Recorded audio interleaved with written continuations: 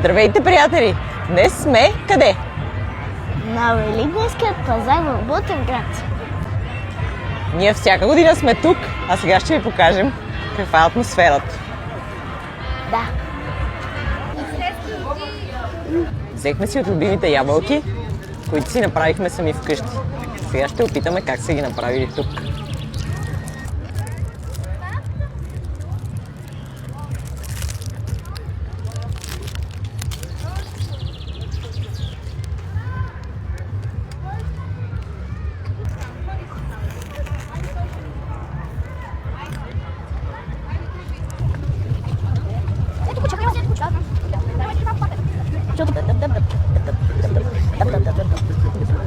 Мамо!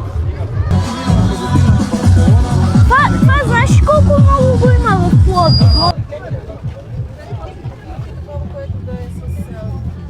Ти виж футболът.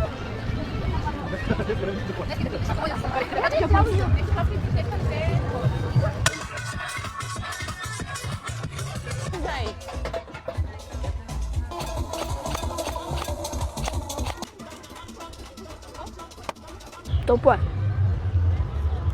Приключихме с нашата разходка в Ботевград. Имам си подарък, спечеленето от този младеж. Хареса ли ти? Да. Доволни сме. До скоро!